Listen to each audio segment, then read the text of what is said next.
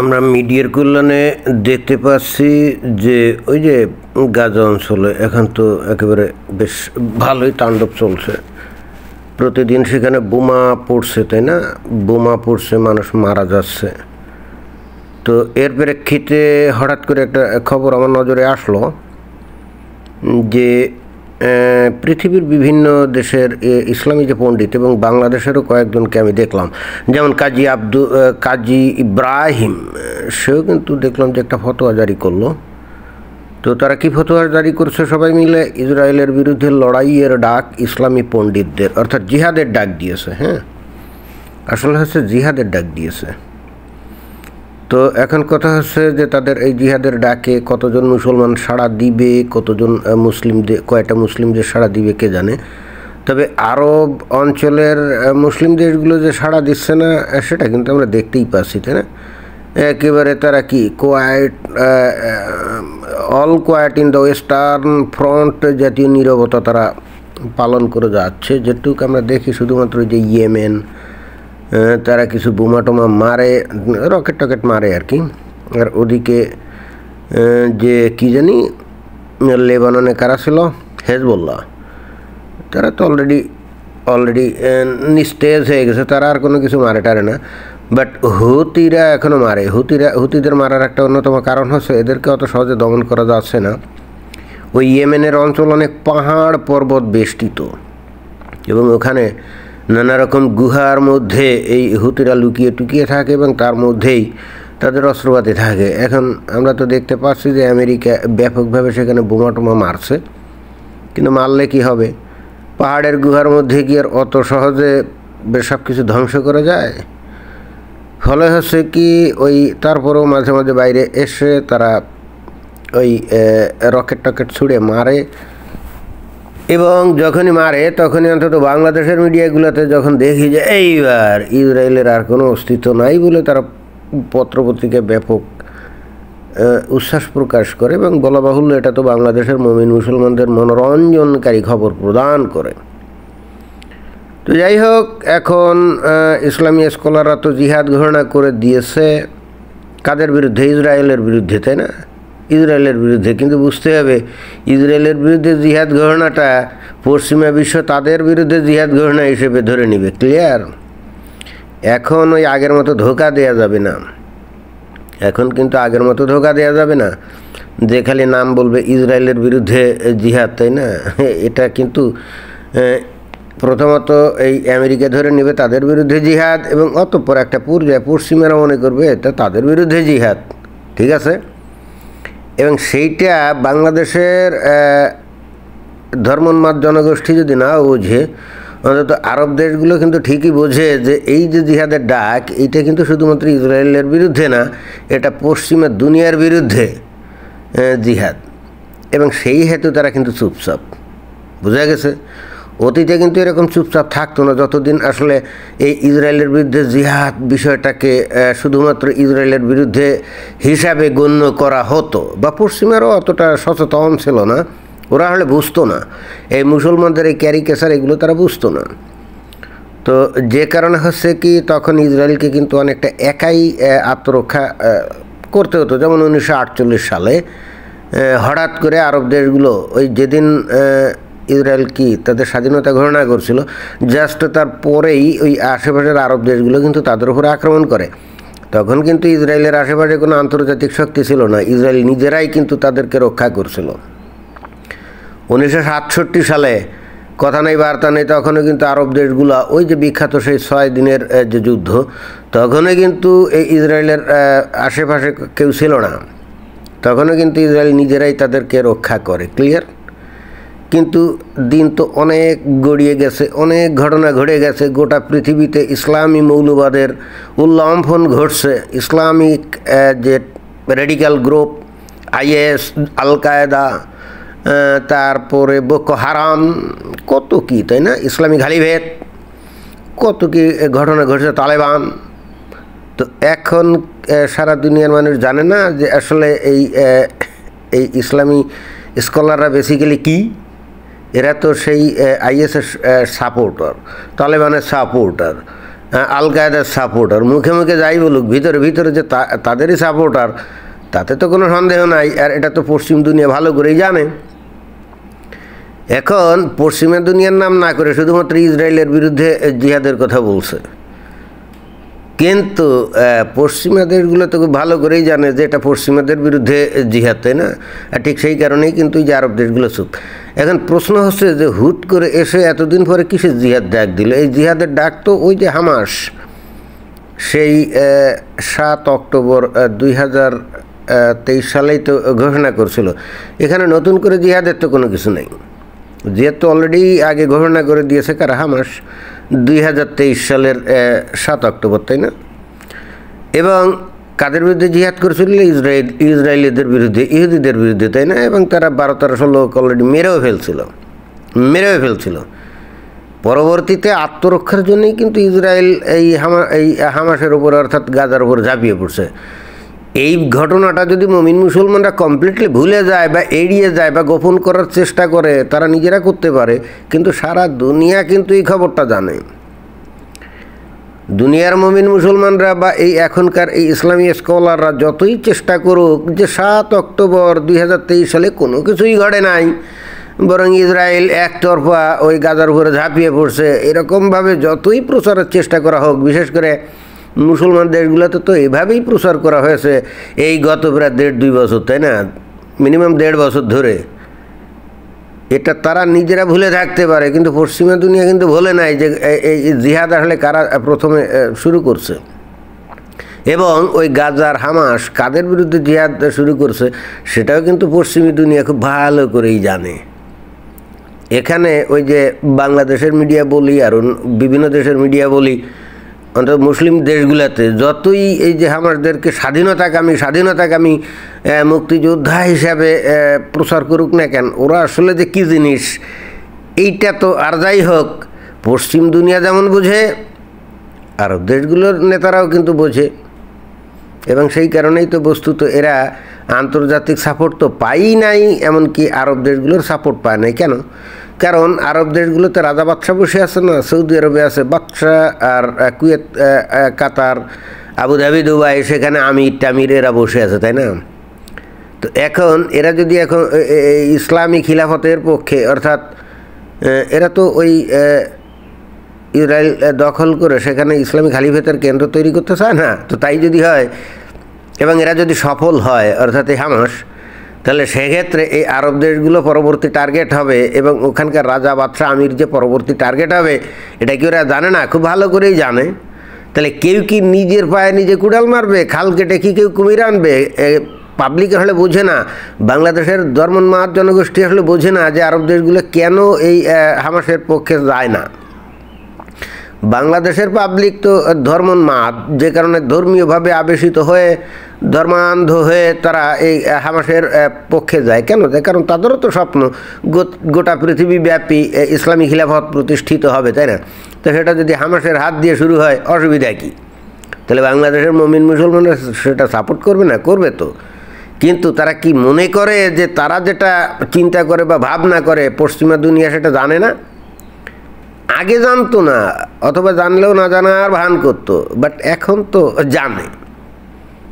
আজকে এই পশ্চিম দুনিয়া কেন হামাসের পক্ষে বা ফিলিস্তিনের পক্ষে কেন মাঠে নামে না? তাদেরকে মানুষ হিসেবে গণ্য করে কেন তাদের উপরে যে অত্যাচার নির্যাতন হচ্ছে, বোমা হামলা হচ্ছে, এটার এগেনস্টে পশ্চিমী দুনিয়াতে কেন একত্রিত হয়ে এদের রক্ষার জন্য এগিয়ে আসে না?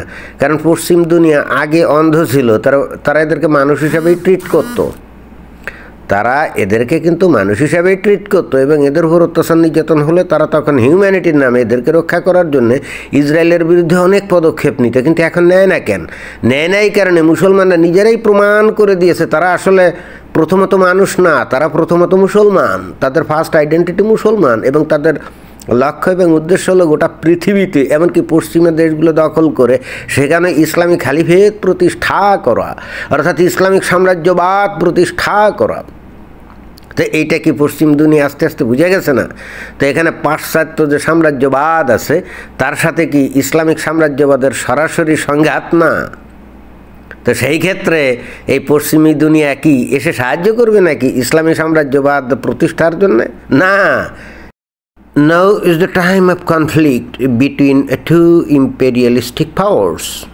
Number one, capitalist imperialism, and number two, Islamic imperialism. বোঝা গেছে? এখানে ওই যে গাজায় শিশু মারা যাচ্ছে, অমুক মারা যাচ্ছে, হ্যাঁ, এটা দেখতে অবশ্যই খুবই মর্মান্তিক।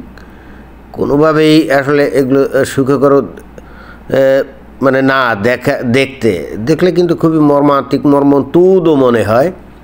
কিন্তু বুঝতে হবে, হতে পারে তারা শিশু, কিন্তু পশ্চিমা দুনিয়ার কাছে এরা কিন্তু কালো সাপের বাচ্চা।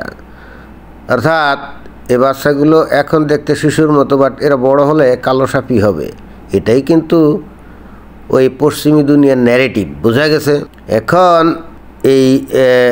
এই পশ্চিমী দুনিয়া তাদের কিছু রীতিনীতি তৈরি করছে না, যে হিউম্যানিটি, তারপরে হিউম্যান রাইটস ইত্যাদি ইত্যাদি।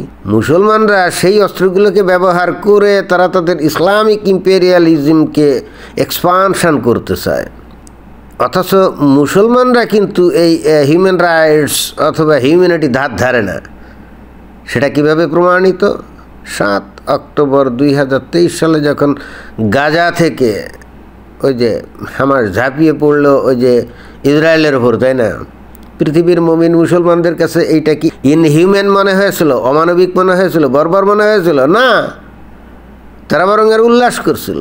তারা বলছিল এইবার ইসরায়েল শেষ হয়ে যাবে, তাই না? দেখেন, যখন অমুসলিম মারা যাচ্ছে এই মুসলমানদের হাতে, আর সেই মুসলমানরা যদি সেটাকে বলে এটা জিহাদ, তখন অমুসলমানদেরকে যখন কচু কাটা হচ্ছে, কল্লা কাটা হচ্ছে, রক্ত ফিনকি দিয়ে বেরোচ্ছে, তাদের শিশুরা মারা যাচ্ছে, তাদের নারীরা ধর্ষিত হচ্ছে, তখন মুসলমানদের হৃদয়ে কি একটুও মানবতাবোধ জেগে ওঠে? তারা তখন উল্লাস করে ইসলামের বিজয় হিসেবে, রাইট? তো তাই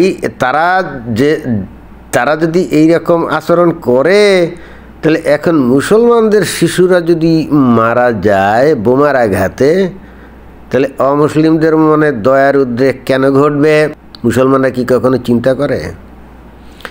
মুসলমানরা চিন্তা করে তারা তাদের ধর্মের নামে যা ইচ্ছে খুশি করে যাবে, মারামারি, কাটাকাটি, খুনাখুনি, রক্তপাত, শিশু হত্যা, নারী ধর্ষণ, যা ইচ্ছে খুশি করে যাবে অমুসলিমদের উপরে, তাই না? এবং সেটা বৈধ, এবং সেটা নিয়ে কোনো কথা বলা যাবে না। কিন্তু দিন তো আর আগের মতো নাই। অমুসলিমরা বুঝে গেছে যে অমুসলিমদের কৃত যে বিধিবিধান, হিউম্যানিটি, হিউম্যান রাইটস, সবার সমান অধিকার, মর্যাদা, এই অস্ত্রগুলোকে মুসলমানরা দশকের পর দশক ব্যবহার করছে। বোঝা গেছে? এবং ঠিক সেই কারণে অতীতে ইসরায়েল যখন এই হামাসের সাথে সংঘাতে লিপ্ত হতো বা ফিলিস্তিনিদের সাথে সংঘাতে লিপ্ত হতো, তখন যখন নারী শিশু মারা যেত, তখন আপনারা যদি মনে রাখেন তাহলে দেখবেন যে অতীতে এই পশ্চিমের দেশগুলো থেকে অনেক বেশি সমর্থন এই প্যালেস্টাইনের পক্ষে আসতো, কিন্তু এখন আসে না। কারণ কি? কারণ ওই পশ্চিম দুনিয়া বুঝে গেছে যে এইটা বেসিক্যালি পশ্চিমাদের আবিষ্কৃত অস্ত্র, এই মানবতা, হিউম্যানিটি, যেটা নাকি মুসলমানরা তাদের ইসলামিক ইম্পেরিয়ালিজমকে প্রতিষ্ঠা এবং প্রচারের জন্য ব্যবহার করছে। অর্থাৎ মুসলমানরা একাত্তরে অমুসলিমদের হত্যা করবে, যেটা নাকি 7 অক্টোবর 2023 সালে করছিল, তখন মুসলমানরা উল্লাস করছিল, বিজয় উল্লাস করছিল, তাই না? তাদের মধ্যে কিন্তু মানবতা বোধ জাগে নাই। এখন ইসরায়েল আত্মরক্ষার জন্য পাল্টা আঘাত হানছে। এখন খালি তো আর ওই হামাস মারা যাচ্ছে না, নারী শিশুও মারা যাচ্ছে না।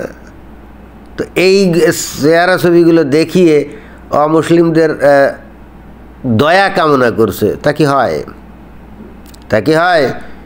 এখনও এই দিন দুনিয়া কয়টা মুসলমান আছে যারা এই যে হামাস যে 7 অক্টোবর যে ঘটনাটা ঘটাইছিল ইসরায়েলের উপর, 1200-কে হত্যা করছিল ঠান্ডা মাথা, এইটাকে খারাপ কাজ মনে করে অথবা এটাকে নিন্দা করে, এটাকে অমানবিক, বর্বর, নৃশংস, হত্যাযোগ্য মনে করে? পৃথিবীতে কয়জন মুসলমান আছে বলেন? আরও খেয়াল করেন, এই যে বাংলাদেশের মুমিন মুসলমান, এই যে আজকে না কালকে কি জানি ধর্মঘট পালন করছে, বিভিন্ন বিশ্ববিদ্যালয়ে দেখলাম যে এই গাজার প্যালেস্টাইনিদের পক্ষে মিছিল টিছিল করছে, তাই না? অথচ এরাই কিন্তু কিছুদিন আগে এদেরই পার্শ্ববর্তী হিন্দুদের বাড়িঘরে আক্রমণ করেছে, তাদের মন্দিরে আক্রমণ করেছে, তাই না? করার পরে আবার সেটা যখন বলা হয়েছে যে তারা মানে সংখ্যালঘুদের বাড়িঘরে আক্রমণ করছে, তখন সেটা বেমালুম অস্বীকার গেছে। অর্থাৎ এরা যখন অমুসলিমদের প্রতি দলবদ্ধভাবে ধর্মীয় কারণে আক্রমণ করবে, করার পরে স্রেফ অস্বীকার করবে, এবং এদের প্রতিবেশী হিন্দু বা সংখ্যালঘুষ্ঠদের প্রতি এদের কিন্তু কোনো মায়া দয়া নাই, কারণ তাদেরকে তো এরা মানুষ মনে করে না। এদের মায়া দয়া ওই সুদূরের গাজার ফিলিস্তিনিদের প্রতি, তাই না, যাদেরকে এরা জীবনে কোনো দিন দেখেও নাই, তারা দেখতে মানুষের মতো না অন্য কীরকম তাও জানে না, কিন্তু যেহেতু তারা মুসলমান, অতএব তাদের জন্য তাদের হৃদয়ে কাঁদে। অথচ তাদের প্রতিবেশী সংখ্যালঘু যারা, তাদের বাড়িতে কিন্তু দলবদ্ধভাবে হামলা করে, অনেকে পিটিয়ে হত্যা করে, অজুহাত দেয় তারা কি ধর্মের অবমাননা করছে, অথবা ইদানিংকালে তো তাও লাগে না, হুদাই একটা তুচ্ছ কোনো একটা বিষয় নিয়ে ঝাঁপিয়ে পড়ে, তাই না, তখন এদের হৃদয় কিন্তু কাঁপে না, এদের হৃদয় কিন্তু কাঁপে না। তো এই রকম জিনিসগুলো তো বেশি দিন লুকায় রাখা যায় নাই, অনেক দিন ধরে লুকায় রাখা গেছে, কিন্তু এখন তো আর এই সোশ্যাল মিডিয়ার যুগে তো আর লুকায় রাখা যাবে না। তো এরা অমুসলিমদেরকে অমানুষ মনে করবে এবং তাদের প্রতি ন্যূনতম কোনো রকম সহানুভূতি ভালোবাসা দেখাবে না, অথচ মুসলমানদের প্রতি খালি ভালোবাসা একতরফা দেখা যেতে বলবে ওই অমুসলিমদেরকে, তাই না। অর্থাৎ অমুসলিমদের কাছ থেকে তারা আশা করবে যে অমুসলিমরা মুসলমানদের প্রতি খালি ভালোবাসা, করুণা এইগুলো দেখাবে, সহানুভূতি দেখাবে, তা তো হয় না। আর তাছাড়া কথা হচ্ছে যে মুসলমানরা যদি পায়ে পাড়া দিয়ে গ্যাঞ্জাম করে মুসলিমদের সাথে, তারপরে যদি অমুসলিমরা এইবার মুসলমানদের উপরে ঝাঁপিয়ে পড়ে, তখন মুসলমানরা কি শুরু করবে? ভিকটিম গেম, তাই না, ভিকটিম গেম। এই যে গাজার ঘটনা, এটা ভিকটিম গেম না, গাজার হামাসরাই তো আগে শুরু করছিল, যেই ইসরায়েল আত্মরক্ষার জন্য পাল্টা মার দিল, তখন বাঁচাও বাঁচাও বলে চতুর্দিকে চিল্লা চিৎকার শুরু করছে, তাই না। কিন্তু বাঁচাতে এইবার কেউ যায় নাই। অতীতে কিন্তু এই ভিকটিম গেমগুলোতে তারা অনেক সুবিধা পেত, অনেক দেশ তাদের রক্ষা করার জন্য এগিয়ে যেত, ইসরায়েলের এগেনস্টে অনেক পদক্ষেপ নিত, কিন্তু এখন নেয় না কেন? কারণ মুসলমানদের জানা উচিত তাদের এই ভিকটিম গেম খেলার এই অপকৌশল অমুসলিমরা জেনে গেছে।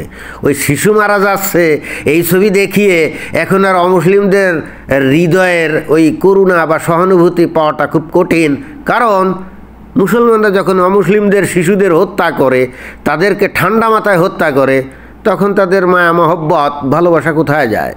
তো তারা অমুসলিমদের প্রতি কোনো মায়া মহব্বত কিছুই দেখাবে না, এবং তারা নিজেরাই পায়ে পাড়া দিয়ে গ্যাঞ্জাম বাঁধাবে অমুসলিমদের সাথে। যখন পাল্টা মার খাবে তখন বাঁচাও বাঁচাও বলে ভিকটিম গেম খেলবে, আর অমুসলিমরা তখন তাদের প্রতি সহানুভূতি দেখাবে। এইগুলো দেখাতে দেখাতে এরা অনেক ক্ষতিগ্রস্ত হয়েছে। এই খেলা খেলিয়েই এই যে পশ্চিম ইউরোপে লক্ষ লক্ষ মুসলমান ঢুকছে, তাই না, ভিকটিম গেম খেলে, আর তারা ওখানে গিয়ে এখন সারিয়া প্রতিষ্ঠিত করতে চায়, তাই না। সিরিয়া ইরাকে ওরা সারিয়া শাসন কায়েম করছিল আবু বকর আল বাগদাদি, তো সেখান থেকে তারা মুক্ত হয়ে তারা পশ্চিম ইউরোপীয় দেশগুলোতে গেল, এদেরকে মানুষ রূপে গণ্য করে মানবতা দেখিয়ে আশ্রয় দিল, অথচ কিছুদিন পরে এরাই আবার ওখানে শরিয়া শাসন কায়েমের ধান্দা করছে, অথচ এরা নিজেরাই একসময় এই শরিয়া শাসনকে অস্বীকার করে বা বাতিল করে প্রত্যাখ্যান করে এরা পশ্চিমের দেশগুলোতে গেছিলো, তাই না। তো তাই যদি হয় তাহলে এরা গিয়ে জার্মানিতে বা এই সুইডেনে আবার সে শরিয়া আইন চালু করতে চায় কীভাবে? তার মানে সেই 13-14 সালে যখন আবু বকর আল বাগদাদি ইসলামিক স্টেটের মাধ্যমে এখানে খালিভেদ প্রতিষ্ঠা করছিল, তখন এরা ভিকটিম গেম খেলছিল কি, তাই না, ভিকটিম গেম খেলছিল না। এবং এই ভিকটিম গেমে তখন পশ্চিমেরা কিন্তু ফাঁদে পড়ে গেছিল এবং তখন তারা এদেরকে আশ্রয় দিয়েছিল। এখন এই সমস্ত ভিকটিম গেম দিয়ে মনে হয় না পশ্চিমাদের হৃদয় আর গলানো যাবে। তো এটাই ছিল বক্তব্য। ধন্যবাদ।